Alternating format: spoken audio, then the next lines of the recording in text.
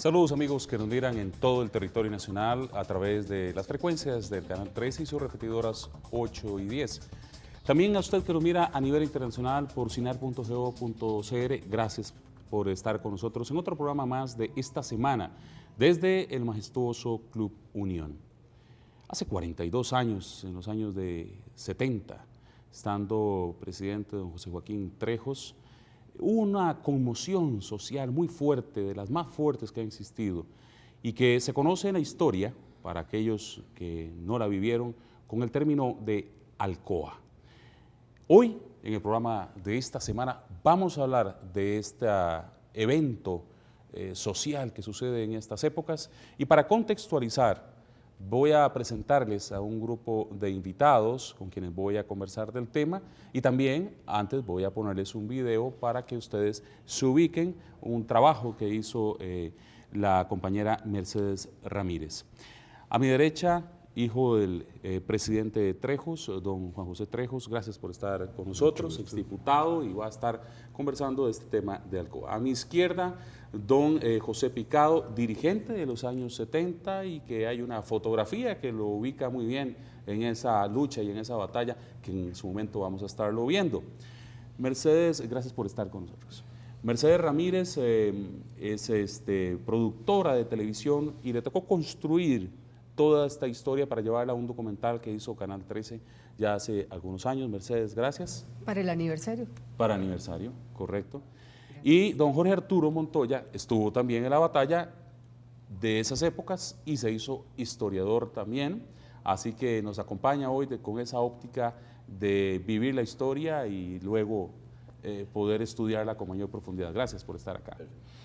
Nos tomamos unos segundos, si ustedes me lo permiten, y señores televidentes, para observar un pequeño video que nos haga la ubicación de lo que sucedió en esos años 70. Hoy queremos llamar la atención sobre un hecho que sucedió hace 40 años y que posiblemente la memoria popular recuerde como la huelga estudiantil más grande que había vivido el país hasta ese momento.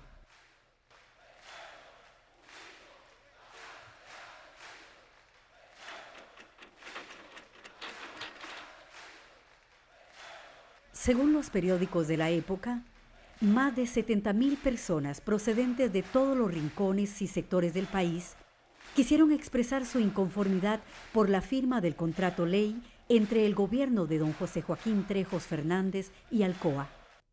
Esta compañía pretendía explotar la bauxita que existe a flor de piel de las tierras del Valle del General en un área de 20.000 hectáreas por un lapso de 40 años, y su aprobación comprometía la soberanía y las riquezas naturales del país. Luego de meses de estudio y discusiones sobre el contrato, los estudiantes se oponían rotundamente a su aprobación.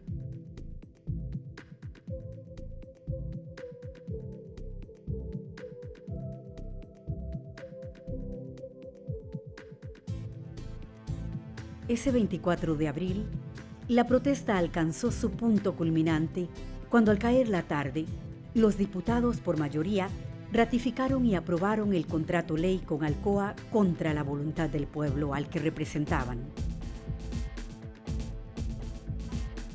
Y así, lo que había iniciado como una protesta pacífica se transformó en una batalla campal gobernada por piedras, bombas lacrimógenas y detenciones.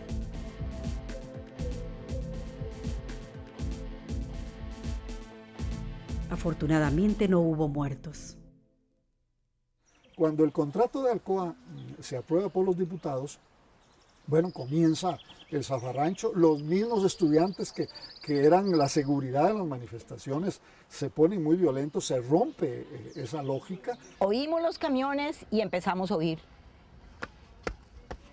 El sonido de las botas en el asfalto es una de las cosas más escalofriantes que yo recuerdo de esa noche. El zafarrancho ese que se armó fue, yo lo recuerdo como en cámara lenta, aunque fue un ratito, ¿verdad? La gente se puso furiosa. Los tipos empezaron a acercarse con sus cascos y sus escudos y sus batones.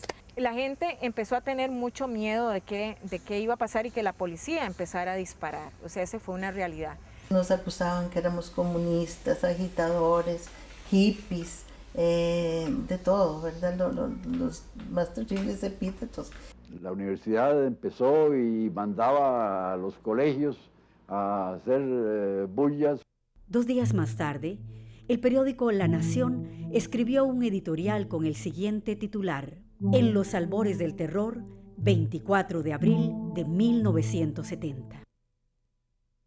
5 profesores universitarios y yo firmamos un manifiesto a La Nación precisamente rebatiendo esa aseveración de que queríamos subvertir la democracia, cuando lo que estábamos simplemente era protestando por un contrato ruinoso y por una ansia de tener mayor participación en las decisiones tan importantes para el destino del país.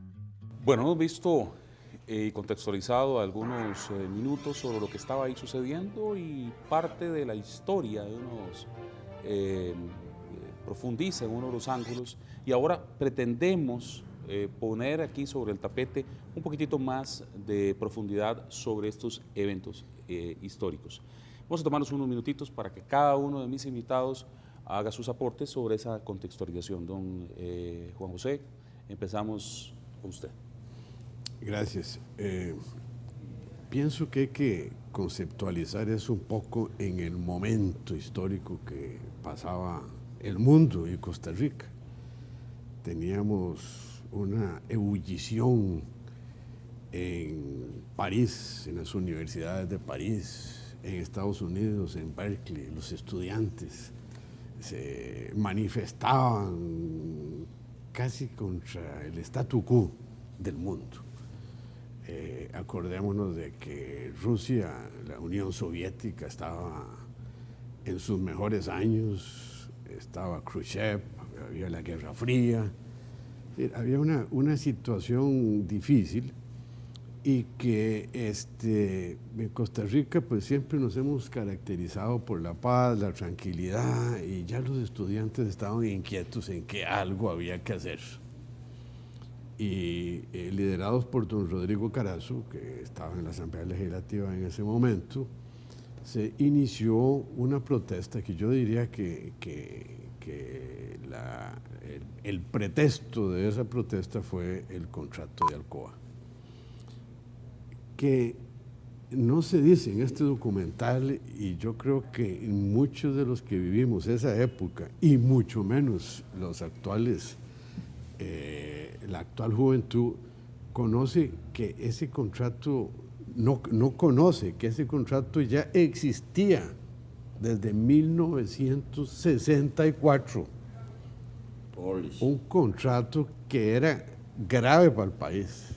Este nuevo contrato que se firma mejora ese contrato en aspectos que ahora podemos analizar.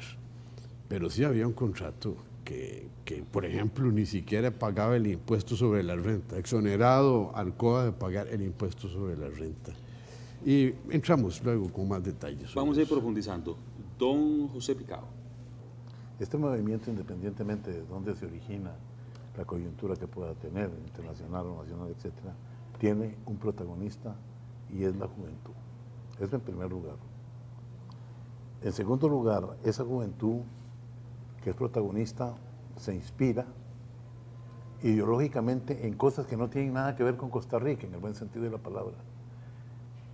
No tiene que ver ningún partido tradicional en esto. O sea, que aquí no hay personajes nefastos de la política nacional asusando cosas, ¿verdad? Todo tiene mucho que ver con el contexto internacional. No tiene que ver con ningún partido político que estuviera vigente en ese momento. Y si alguna situación hubo por ahí, fue bastante marginal. Todo lo que se hacía en ese momento era nuevo desde el punto de vista político. La tesis de, imaginémonos, ¿verdad? ¿Cómo era, Mercedes? La tesis aquella de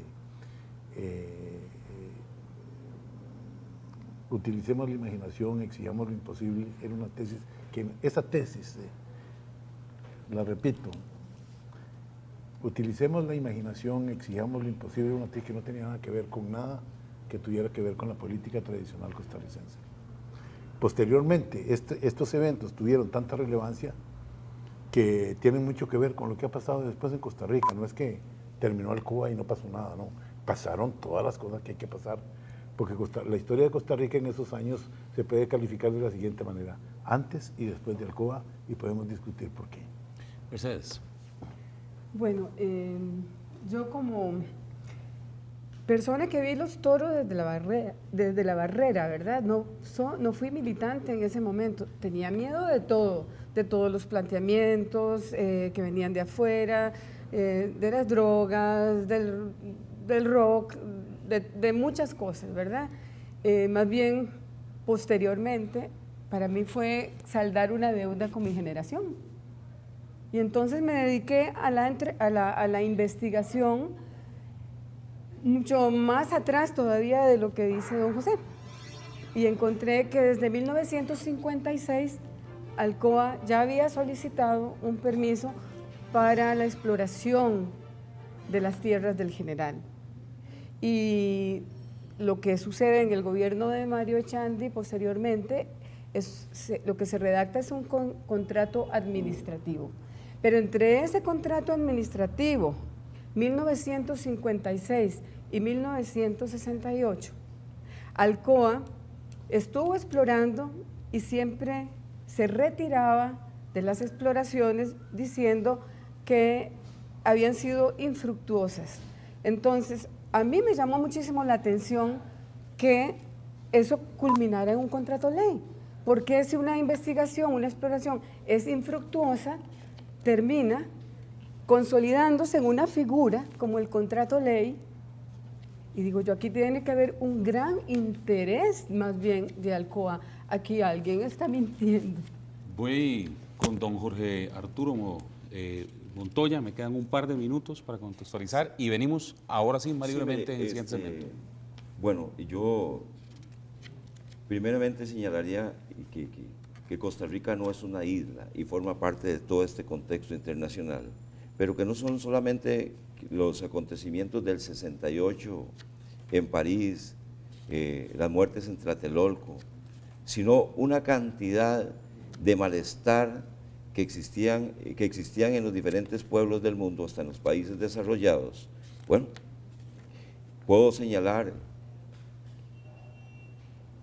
que la Revolución Cubana tuvo muchísimo que ver con los acontecimientos del 70 y los acontecimientos del 68 y los acontecimientos que se dan en el mundo, la teología de la liberación, los documentos de Medellín, el fracaso a Bahía Cochinos, el discurso de Martin Luther King Jr., creo que se llamaba Tuve un sueño, sí. Y fundamental, la intervención norteamericana en Vietnam, la muerte de Che Guevara, la oposición a las dictaduras en América Latina.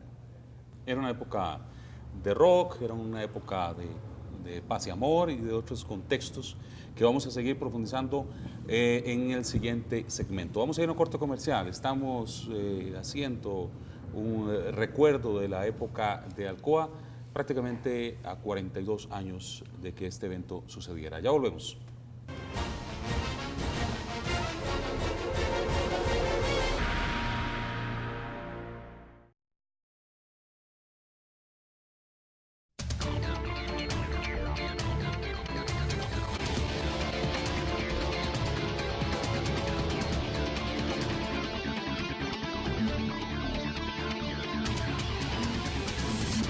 Estamos en el Club Unión, en el programa de esta semana. Estamos hablando del tema de Alcoa 42 años después.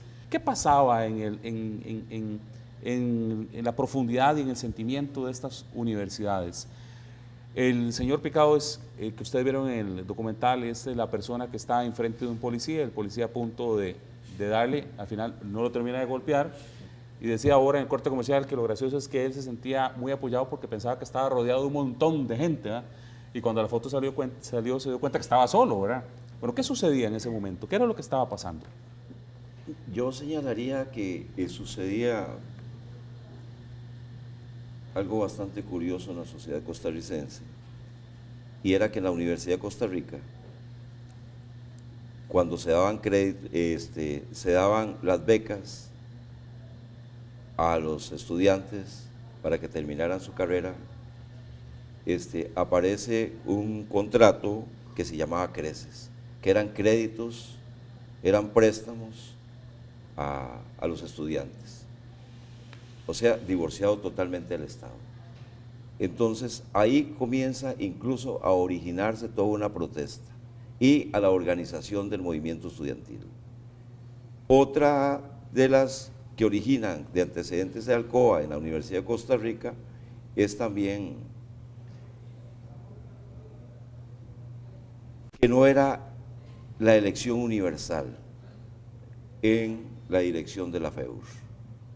La dirección de la FEUR, bueno, surge a través de toda esta presión que comienzan a ejercer los jóvenes para que se democratice la universidad y también a volarse este crédito que venía a dañar a los hijos, si se quiere, de los obreros en educación superior. Pero ahí está ese detonante de Alcoa, don... Sí, yo comparto plenamente lo que dice don José, en el sentido de que hay un movimiento, hay unas fuerzas que se están moviendo en el mundo, en el país y todo, y el contrato de Alcoa es el pretexto para el detonante.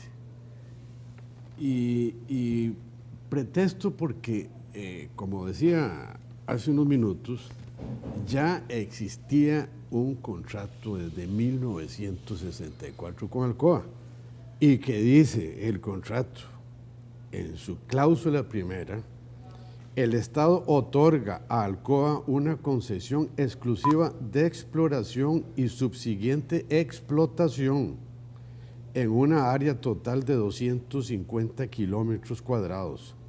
Y su cláusula quinta estipulaba aún con mayor énfasis ese carácter definitivo. Se reconoce que de acuerdo con el capítulo 12 del Código de Minería, este contrato concede a Alcoa derecho de entrar directamente en la explotación.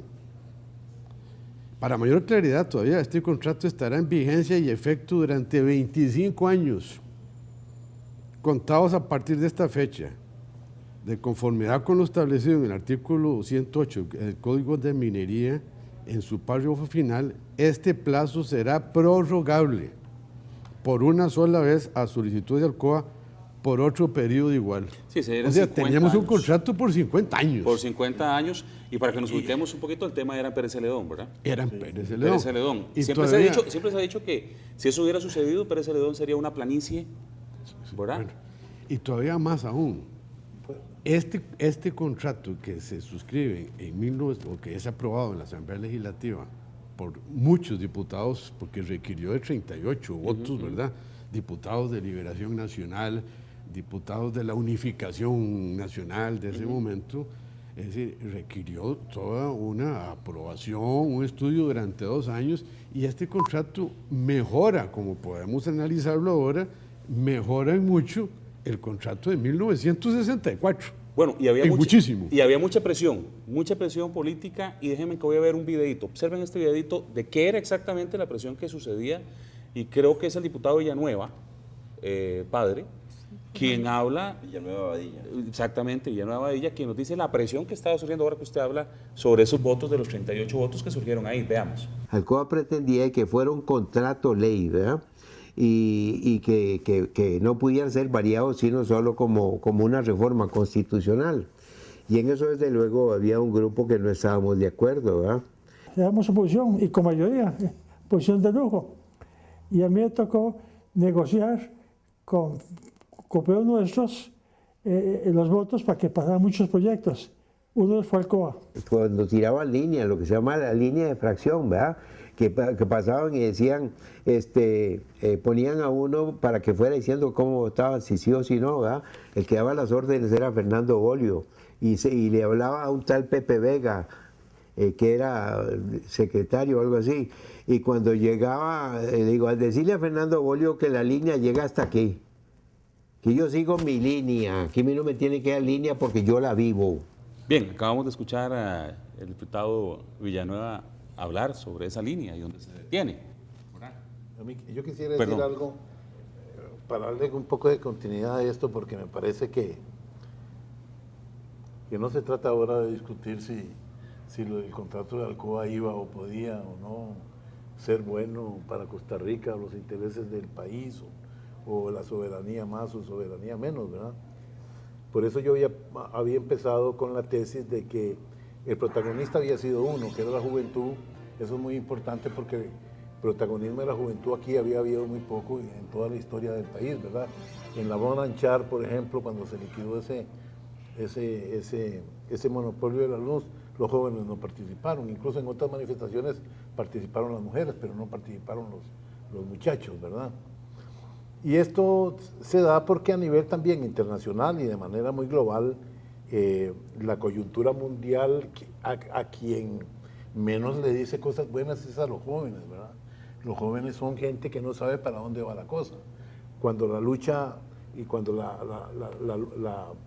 la Guerra Fría se agudiza, quienes más feo la ven son los jóvenes, porque al final, si se arma la guerra, ellos son los que van a tener que ir a pelear. ¿Y cómo alinearon los jóvenes ustedes en esas épocas? ¿Cómo hicieron para alinearlos en esta justa? Bueno, si no se molestan, a puro huevo, ¿no? Si no se molesta la gente, a puro huevo. Pero sí había un sentimiento generalizado, y no había que ser muy vivo para darse cuenta, es que nosotros estábamos hasta aquí de la clase política nacional, incluyendo a todos los partidos tradicionales. O sea, no es que quiero molestar al señor Trejos diciendo que la cosa era contra su papá y que la cosa era contra el Partido Unidad. Todo lo contrario. Viera que el descontento nuestro mayor fue contra José Figueres en esa situación, porque ese fue el que nos irrespetó a nosotros, porque la cosa no termina el 24 de abril. Cuando nosotros damos la pelea y estamos en el más alto de los climas, ¿verdad? Siendo su papá presidente, aparece don José Figueres dándole la bendición a los diputados para que voten su partido, que voten ¿verdad? El contrato. Y eso para nosotros es más violento que cualquier otra cosa que hubiera hecho el presidente de turno. Quiere decir que, ya termino con esto, lo relevante de esto es que nosotros estábamos en contra del orden establecido completo porque se caía a pedazos en aquella época. Imagínense ahora. Yo sí hablo de discutir si es bueno o fue malo el contrato. Yo sigo insistiendo que fue malo, porque eran 20.000 hectáreas, o sea, 200 kilómetros cuadrados que se le iba a entregar a una transnacional. Pero antes eran 25.000. Que ya tenemos antecedentes. El contrato anterior eran 25.000. No. Puede ser 25.000, lo que hay que ver es cuál era puede mejor. ser hasta 2 manzanas. Pero hay deterioro al medio ambiente. Pero hay que ver cuál era mejor. Y las transnacionales nunca le han dejado ningún beneficio a los pueblos de América Latina. Y hay cantidades de ejemplos de cuál, bueno, tenemos antecedentes que claro, pero hoy en día también con las bananeras, con las bananeras, los antecedentes con las bananeras. Y yo sí insisto en que este movimiento que surge primeramente en la Universidad de Costa Rica alrededor del frente universitario ya tenía consignas antiimperialistas. Incluso la primera consigna que se utilizaba ahí decía que violar la ley del imperio es defender los derechos del pueblo. O sea, la lucha contra Alcoa fue una lucha antiimperialista. Sí. ¿Nos circunscribimos a eso exactamente, a una lucha meramente ideológica en este plano? Bueno, yo quisiera decir algo. El tema ahí en juego no era si el contrato mejoró o no mejoró. Era una lucha por la soberanía. Pero es importante hacer una diferencia. La figura de contrato ley nunca más, o sea, se abolió de la Constitución para siempre después de Alcoa. Y son figuras que comprometen a los países que tienen, donde la transnacional tiene más poder que el poder legislativo. Y eso es bueno que lo sepan las nuevas generaciones, porque no puede nunca más volver a haber un contrato ley, porque eso sería involucionar. Entonces, eso fue un aporte de Alcoa, de ese movimiento, de esa juventud. Y es una diferencia entre un contrato administrativo, como el que se firmó en 1964, y un contrato ley donde había que pedir permiso a Pensilvania para resolver cualquier conflicto. Don José. Hay una gran diferencia, ¿verdad? En un contrato que no era ley como el de 1964, nadie se enteraba de nada. Ahí se entregaba la explotación de las tierras de San Isidro General sin ningún condicionamiento. Porque siempre se hizo ¿Qué ventaja tiene un contrato ley? Que no estoy a favor de los contratos ley, pero ¿qué ventaja tuvo en ese momento? Que se discutió en la Asamblea Legislativa, donde están los representantes del pueblo, donde todos nos enteramos de todo lo que está sucediendo, donde existen los diputados de un partido y de otro partido y se habla, se discute. Durante 2 años estuvo ese contrato en discusión. Es decir, la claridad y la transparencia con que se hace eso es muy distinto a lo que se hizo en 1964. Además, el contrato ley o el no contrato ley, los dos hay que cumplirlos. Los dos tienen la obligación de cumplirse por el Estado. Si no, vienen las grandes demandas, aunque no sea contrato ley, vienen las grandes demandas de las compañías.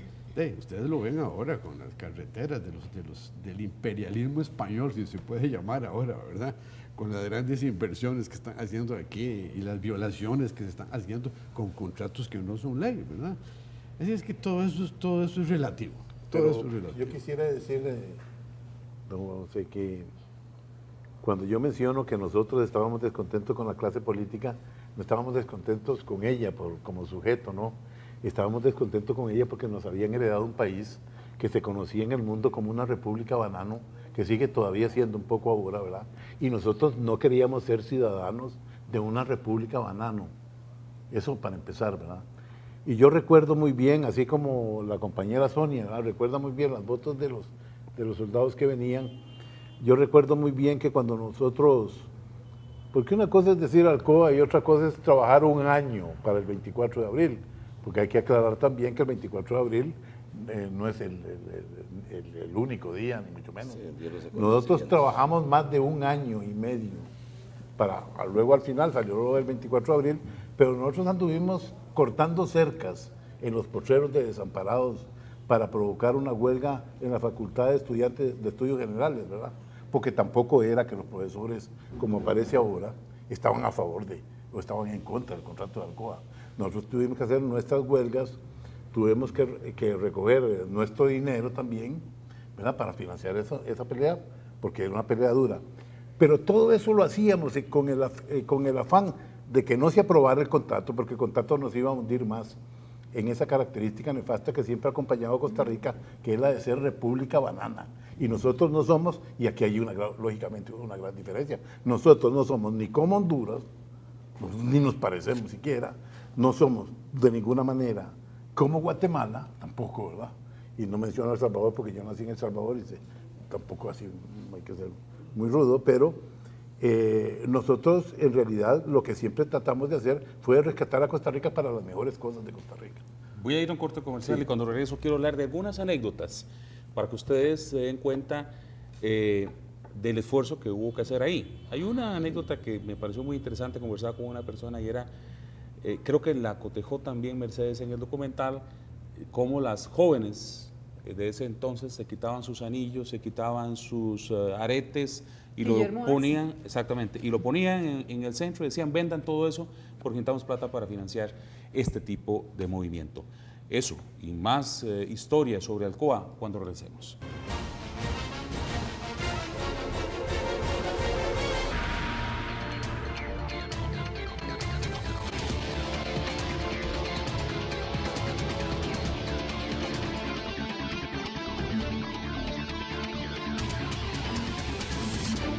Retornamos con el programa de esta semana. Desde el Club Unión estamos conmemorando el 42 aniversario de la gesta que se volvió histórica indiscutiblemente de Alcoa en los años 70. Hemos puesto el tema sobre la balanza. Para algunos era un tema ideológico que venía surgiendo a nivel mundial y que Alcoa fue el detonante. Para otros esto es un tema de juventud y una juventud luchando para sacar, como lo decía el señor Picado, para evitar que Costa Rica fuera una banana republic, ¿verdad? Y no hemos hablado sobre qué intereses estaban detrás de esto, pero también quisiera retomar un poquito los hechos vivenciales que surgían en este tercer segmento, ya que el programa se me hace muy rápido, los hechos que surgían y cómo la juventud se metió y qué se hacía para luchar y cómo se imprimían pasquines para llegar a información a todo lugar. Quiero retomar algunos de estos detallitos, pero el señor Arturo Montoya me decía, también quiero comentar algo más, don Arturo. Sí, es con, por ejemplo, en el restaurante China, el restaurante que estaba al costado oeste del Banco Anglo, ahí se reunían los diputados que estaban en contra del contrato, principalmente don Rodrigo Hugo Carazo y Villanueva Badilla, y cantidad de la dirección de los movimientos progresistas, antiimperialistas, incluso los sindicatos. En ese momento, ahí era donde se elaboraba, qué sé yo, toda la estrategia de lucha en contra del contrato. Así, adelante. Nosotros pagamos muy caro lo de Alcoa. No fue que nos fuimos y que luego nos fuimos a bañar y que luego fuimos a ver a la novia y le contamos que habíamos cogido un ladrillo y habíamos quebrado una ventana de una patrulla de la Guardia Civil. Yo era el secretario general de la Juventud Demócrata Cristiana cuando el 24 de abril. Nosotros éramos una juventud muy interesante. Eso es por eso es lo que digo que antes y después. Nosotros teníamos una juventud como de 300 afiliados. Esos 300 afiliados son posiblemente la gente que fundó la nueva izquierda en Costa Rica después de lo de Alcoa, desde los muchachos Salón hasta, para decirle, todo lo demás que surgió ahí. A nosotros, el Partido Demócrata Cristiano nos expulsó de la juventud, a todos nos expulsó por comunistas, ¿verdad? Y tenía que ver con ese origen, y tenía que ver con esa pelea. Lógicamente que la dirección del partido, que eran los famosos doctores, el doctor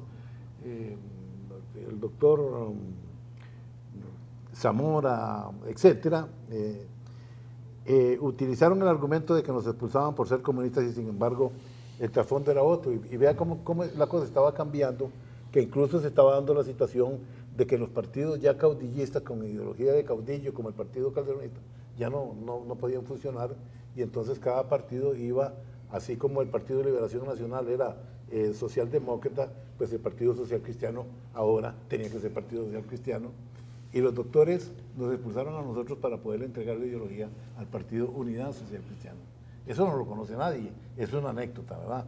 Esa la sufrimos en carne propia, pero por dicha al final, porque nosotros pasamos a hacer otras cosas, ¿verdad? Otras izquierdas con, digamos, muy adecuadas a la situación de Costa Rica, pero totalmente diferente a lo que fue antes de Alcoa, sino que posteriormente Alcoa se ven otras cosas que lograron culminarse posteriormente, las personas como personas, la mayoría, y los movimientos políticos como tales, ¿verdad? ¿Qué les parece no fue que fracasó la cosa ahí, sí, sino que se siguió. ¿Qué les parece si hacemos la vivencia de esos instantes ahí, en la Asamblea Legislativa?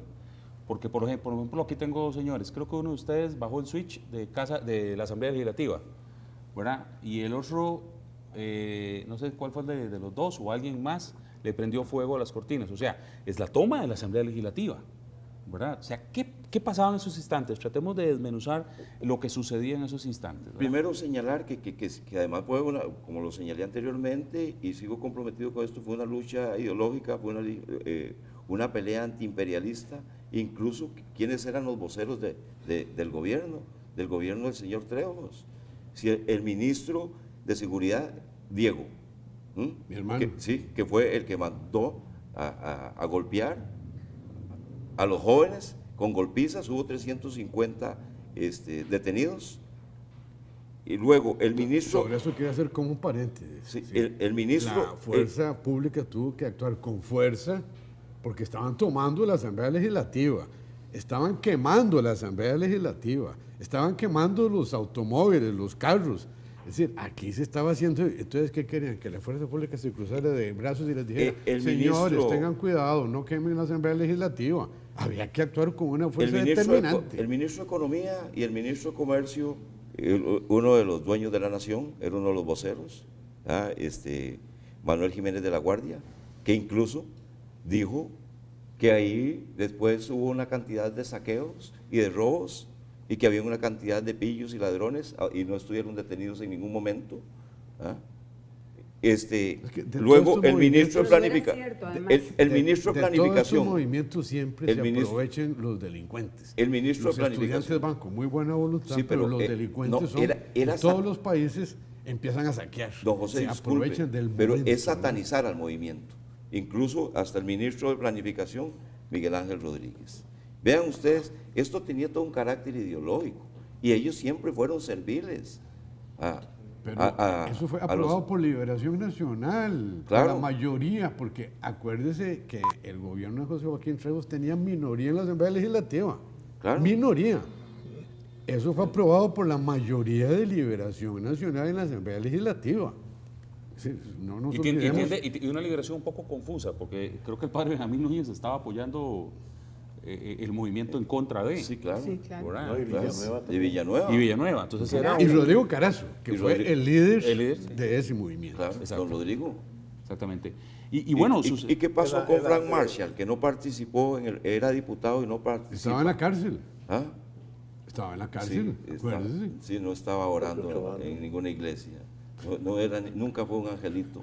Y fue un enemigo de los sectores populares y de la protesta y de todos los movimientos en este país.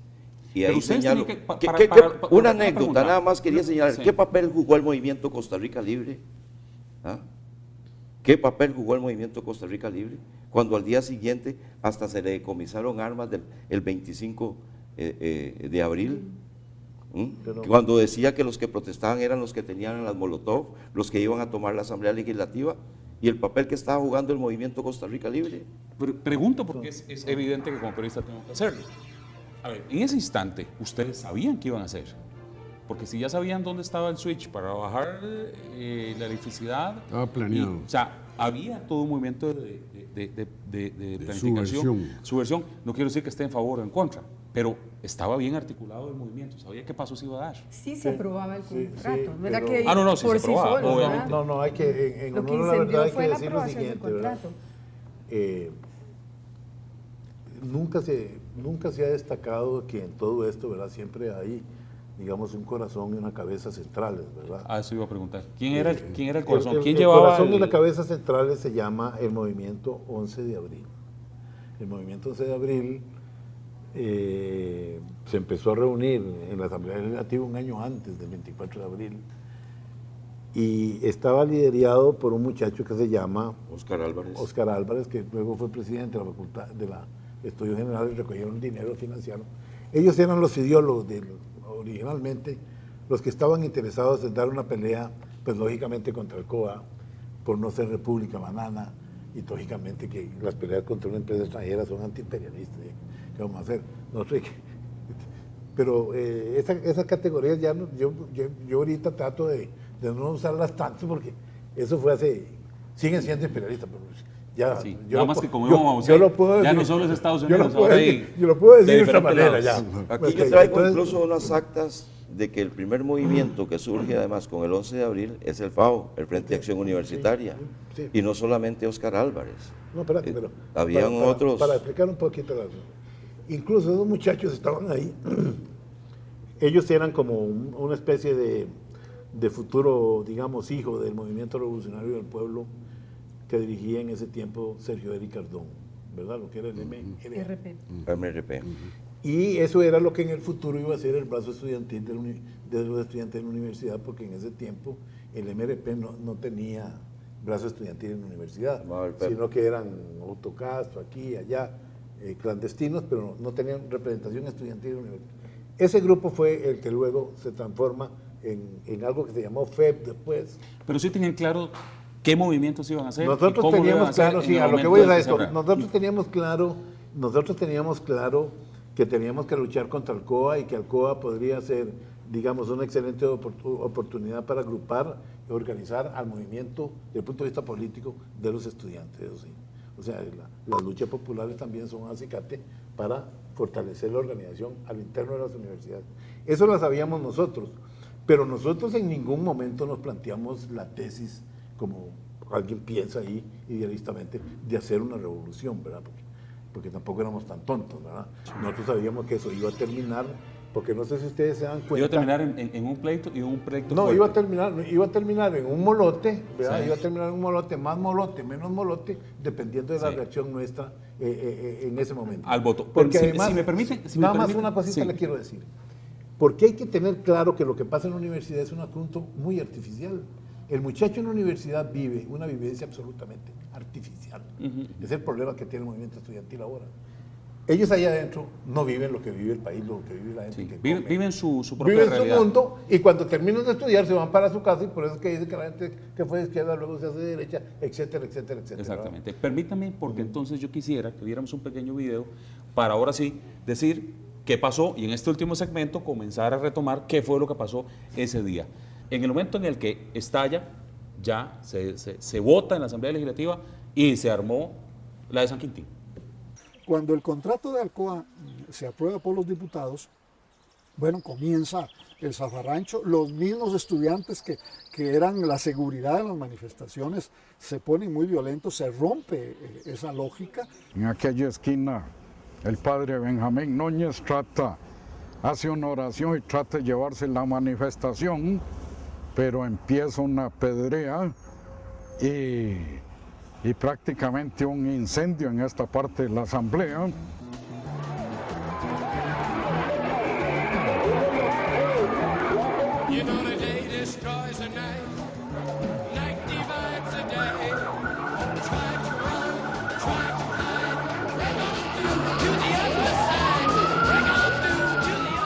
Y voy a ir a un corte comercial y ahí es donde estalla todo y vengo para que contemos qué fue lo que pasó en el entorno ahora sí, cuando se armó la problemática. Ya venimos.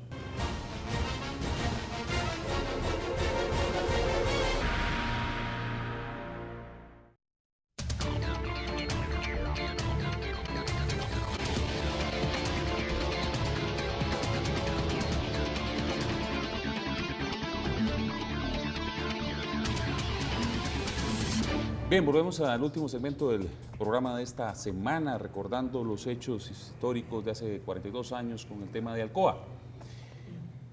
Vamos a ver, arranca el asunto, se vota y comienza la sensación de que hay un problema. ¿Qué sucedía al interno de la Asamblea? ¿Qué sucedía a lo externo de la Asamblea? Pienso yo que los estudiantes fueron conducidos por algunos líderes aprovechándose el desconocimiento de los estudiantes. Es decir, si a usted le dicen, mire señor, este es el contrato que existe y es por 50 años y este contrato es por una explotación, ni siquiera la manufactura del aluminio, y está este otro contrato que es por 40 años y obliga a construir puentes, carreteras, puertos y a explotar y convertir la bauxita, a construir una planta, a dar miles de trabajos. ¿Usted cree que los estudiantes van a estar en favor del viejo contrato o del nuevo contrato? Perdón. Pero es que existe algo más existía por debajo.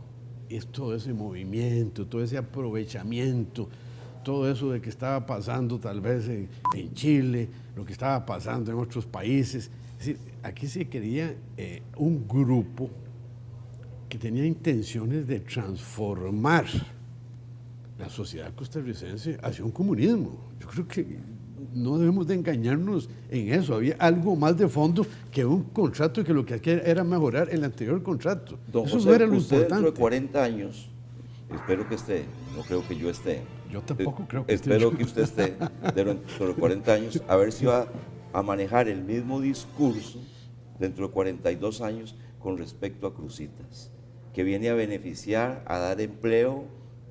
No, estas empresas... No, pero a una gran contaminación. Vienen a generar destrucción a la soberanía nacional. Bueno, pero ya estaba aprobado el otro contrato. Es que eso es lo que ustedes Eso quieren fue un evadir. error, eso era un error. Bueno, pero, Claro que era un error. pero tenés que escoger. ¿Querés esto o querés esto? Esto era mejorar. Ninguno de los dos. Bueno, entonces, ¿por qué no había una propuesta para eliminar el primer contrato? ¿Me permite? No, es que no había que explotar con todo la respeto, bauxita. nosotros adversamos ese contrato porque era un contrato ley, punto.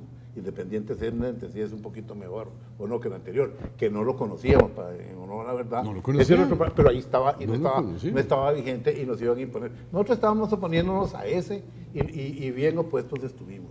Pero sí le voy a decir una cosa. Yo nunca firmo si he sido sujeto o he sido dirigente de movimientos, y yo le voy a decir algo. Yo fui un dirigente importante de este movimiento y usted me está firmando a mí aquí delante mío que nosotros queríamos transformar a Costa Rica, hacer ustedes el comunismo. Los dirigentes Pero si que somos estaban por nosotros. detrás de todo esto. Es que ningún dirigente estuvo detrás mío nunca. Ah, no. Yo estaba delante de los demás. ¿A dónde estaba Rodrigo Carazo? Pero don Rodrigo No, Carazo no era era diputado. comunista. Pero no era comunista. Es un hombre progresista. Villanueva Badilla son diputados que luego votaron en contra, que al final votaron 10 en contra del contrato, ¿verdad? Que estaban en contra del contrato, pero no eran dirigentes ni comunistas, ni querían que... ¿Ardón a dónde estaba? Pero es que Ardón no es comunista, no sé si sabía. Ardón, ese argumento suyo Ardón, pero me si- suena como... Aquí estuvo Ardón, yo fui compañero en la Asamblea Legislativa de Ardón durante 4 años. No me digas que no era comunista. Porque entonces Claro, claro. definamos que Sí, sus ideas. definamos que es Sí, comunismo. pero- entonces. No. Sí era comunista. Lo único era que el movimiento en ningún momento pretendía hacer una revolución. hacer ¿Cómo una hacer una revolución. revolución sin un Los arma? estudiantes no. Un grupo de dirigentes. Usted, por ejemplo, eso es menciona lo que Carazo. pretendía. Los dirigentes de la Carazo época no era comunista. eran los Bueno, dígame dirigentes una del cosa, Partido ¿qué Comunista. personas estaban detrás de nosotros, así como haciendo esa conspiración de la Unión Soviética? ¿Manuel Mora? Arnoldo Ferrendo.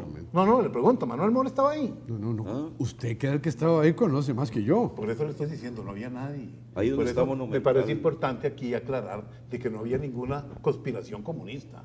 Nosotros nos pusimos bravísimos cuando los diputados votaron al final el sí, a pesar de nuestros argumentos, sobre un proceso que los estudiantes no era que no conocían, don José. Nosotros hicimos miles de mesas redondas, Talleres. en los talleres, en los Pero colegios. entonces, ¿para qué fue la protesta? ¿Contra qué? La protesta era para que no se votara a favor. Pero y al final, entonces, que si siguiera lo otro, entonces. No, jamás. Bueno, Ni pero lo entonces, conocíamos nosotros. Exacto, porque no lo conocía, estaban engañados. No estábamos engañados. ¿Cómo es posible que no conocieran un contrato que era peor que el que estaba tramitando? Pero era porque se estaba entregando,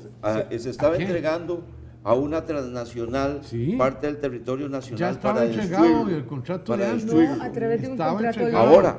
Ahora lo que usted ¿Cuál es señala, la los diferencia comunistas, entre uno y otro? Costa Rica tiene bueno, la suerte, se me y dan como lo han tiempo, tenido le muchos explico. países del mundo, que yo sé que tenemos posiciones en eso totalmente diferentes, gracias a que los comunistas han jugado ese papel.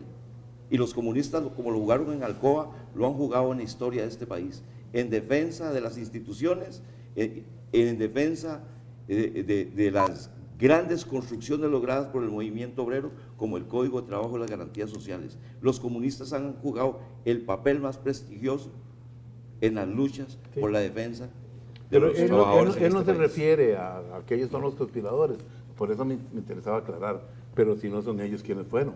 Yo le puedo garantizar que no conozco a una sola persona que estuviera conspirando contra nosotros, porque entonces nosotros seríamos una piltrafa humana. Los principales dirigentes en este momento, que no estamos en los partidos tradicionales, lógicamente, ahorita, que somos herederos de Alcoa, que aquí estamos, que hemos hecho cosas, que las hacemos todos los días, nunca tuvimos a nadie detrás y nunca fue nuestra intención, ni mucho menos conspirar. No, son otros que se aprovechan de esas Pero como quieras, circunstancias. don Trejo. Ya yo cité unos ¿Quién? nombres. ¿Usted dice Y todavía Carazo, José citó antes en el ¿Carazo, intermedio dice usted? a otros nombres. No, Pongamos Carazo- a Manuel Mora. Carazo no es comunista. Pongamos a Manuel Mora, pongamos a Ferrer. Yo quiero decir A algo. Luisa Se nos González. está yendo, si fue una lucha liderada por los comunistas, no. Acordémonos que fue una lucha pluralista de Exacto, muchísimos totalmente, actores tiene razón. y que gracias a Alcoa se rompe el bipartidismo.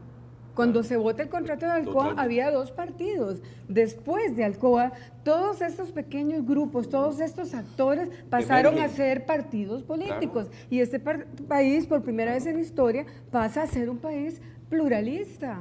Claro, Entonces sí, no es una lucha No, comunista. por supuesto que no. Esa ha sido mi tesis. Tratar de demostrar que Hay una diversidad ideológica en toda la lucha. la conducción. Quisiera tomarme, vamos a ver, me quedan como 2 espacios importantes que preferí que ustedes pudieran soltarlos ahí, pero quisiera ese evento como tal, ¿verdad? Me quedan ya pocos minutos y quisiera retomar el evento de lo que ahí sucede, ¿verdad? ¿Cómo se inicia? ¿Qué pasa? ¿Cuál fue el chispazo? Ya sabemos que en el momento que votan hay una reacción, pero ¿quién arranca todo eso? Y comenzó lo que sucedía, la reacción. ¿Qué fue lo que pasó? Se lo voy a decir yo. La reacción la provocamos nosotros. Todos nosotros, todos los dirigentes de Alcoa.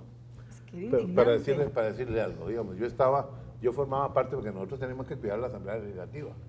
¿Cómo queríamos nosotros tomar Costa Rica? Si la seguridad de la Asamblea era nuestra. Nosotros cuidábamos la Asamblea para evitar. Bueno, en el momento que ellos votan a favor. ¿Querían quemar? No. Surge ahí Eso surge espontáneamente después. Yo lo que le quiero decir es que cuando ellos votan ya a favor del proyecto, nosotros nos molestamos tanto que decimos, esto se va para el diablo. Y queda todo el mundo en libertad de hacer lo que su vida le indique como persona. Y entonces ahí surgen distintas cosas. Uno que quiso quemar unas cosas, otro que fue y se encaramó. A usted nadie lo mandó a encaramarse. Él fue, el que lo mandó a encaramarse a él fue la conciencia de él. Sí. Y le voy a decir algo más. El que me mandó a mí a quemar el carro de la OMS, para hablar claro aquí, ¿verdad? Que era un carro que estaba ahí enfrente del museo. Ojalá que no me echen preso por eso, fui yo. Pero a mí nadie me mandó. Era mi indignación la que me mandaba. Y quiero dejar claro de que aquí no ha habido complot de ningún tipo, sino que son muchachos indignados, como están indignados ahora. Pero había usted 70.000 personas. En ese momento no había nada. Pero en el segmento pasado usted me dijo que sí había algo articulado y pensado de qué era lo que se iba a hacer. Pero ahora me dice no, articulado o pensado no. Lo que le quiero decir es que nosotros sí sabíamos que ese movimiento iba a generar un movimiento político. Me dice que usted está cerca del switch, creo que es uno de ustedes. Usted está cerca del switch. ¿Usted lo decide hacer o sabía con claridad que iba a bajar el switch? No, la misma situación. La misma situación que se está... Recuerde que era... ¿Dónde estaba eran ese switch? 60.000... Que yo estuve 8 años ahí y todavía no sé estaba la caja. Eran 60.000 estudiantes lo que había afuera. Y eso de que dónde estaba el switch, mire, lo que pasa es que hacemos la comparación con hoy, donde existían las cajas de breaker. Mire, los switch eran 110 y estaban todos afuera. Sí. ¿Ah? Todo estaba afuera. No es el switch que conocemos hoy. Una pared de este lado así. Sí, claro. No es el switch que se costado, conoce hoy. Costado oeste de donde está la casa del presidente de la Asamblea. En esa pared estaban, habían como 20. Él jaló los que se le ocurrió, otro quiso quemar le voy a contar algo más. Por eso fue que no quemamos la Asamblea. Otro quemó las cortinas. Se lo voy a decir algo más así. Nosotros no quemamos la Asamblea porque no nos planteamos eso. Eso que surgió ahí fue totalmente espontáneo.